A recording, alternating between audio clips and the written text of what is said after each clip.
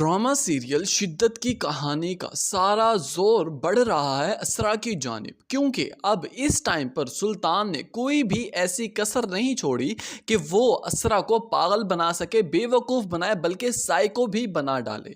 नाजरीन, drama serial शिद्दत की कहानी अब बहुत ही संगीन होती जा रही है, क्योंकि जिस तरह का रोल ये सुल्तान प्ले कर रहा है असरा के अगेंस्ट, ना जाने ये क्या चाहता है। किसी और लड़की के चक्कर में फंसकर असरा को फिर से रास्ते से हटाना चाहता है, लेकिन अब उसके पास रास्ता और तो कोई नहीं था। उसने सिर्फ यही रास्ता अपनाया कि किसी तरह मैं असरा को ये एहसास दिलवाऊं, ये अंदाज़ा लगवाऊं कि वो पागल है, उसका जहनी तवाज़ुन डिस्टर्ब है, वो अब मेरे साथ मज़ीद सर्वाइव नहीं कर पा रहे। जबकि असरा भी इसकी इस घटिया बातों में आ जाती है, इसके इस जुंगल में फंस जाती है। आप देखेंगे कि अब असरा जिस तरह अपना किरदार लेकर चल रही है सुल्तान के सामने, सुल्तान उसको बिल्कुल ही अपोजिट लेगा, क्योंकि जिस तरह सुल्तान उसे अपना सामान देता है, अपनी ज़रूरियात अशिया देता है रखने के लिए, और जब उससे ज़रूरत के वक्त मांगता है, असरा को उस जगह पर नहीं मिलती वो चीज़ें, तो सुल्तान उससे ये रियलाइज करवाएगा कि असरा तुम डिस्टर्ब हो, मेंटली तौर पर तुम कमज़ोर हो चुकी हो, तुम्हारा कहाँ ध्यान होता है, किसकी तरफ तुम्हारी तवज्जो है।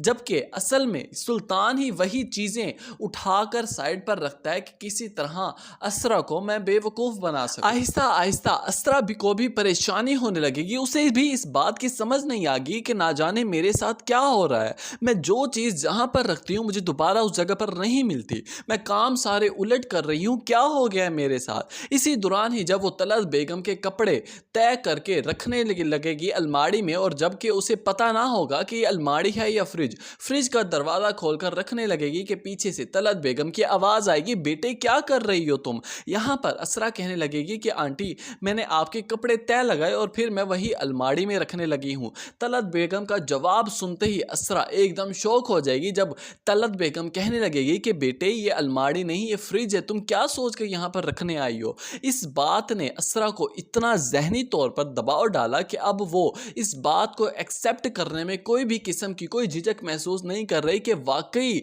मैं मेंटली तौर पर डिस्टर्ब हूँ, मुझे डॉक्टर की ज़रूरत है, क्या मैं पागल हो चुकी हूँ। अब इसी दौरान ही सुल्तान की चालें सारी कामयाब होती चली जा रही हैं, बल्कि वो तो साइड पर सारे नज़ारे देख रहा होता है और हंस भी रहा होता है, क्योंकि उसे उसकी कामयाबी नज़र आने लगती है। अब जब दूसरी तरफ सुल्तान घर वापस लौट कर आएगा, असरा अपना सारा दिन का हाल सुल्तान के साथ शेयर करेगी अपना हमसफ़र समझकर, लेकिन सुल्तान उसी बात का मजाक उड़ाएगा और कहने लगेगा कि असरा तुम्हें अब साइकेट्रिस्ट की ज़रूरत, बल्कि उसे तैयार करके साथ डॉक्टर के पास भी लेकर जाता है। इसी में भी सुल्तान की चाल है, वो उसे गलत दवाइयाँ देगा, मजीद उसकी हालत को बिगाड़ने की कोशिश करेगा। व्यूअर्स, आपको क्या लगता है? आप भी अपनी कीमती राय से आगाज़ ज़रूर करें।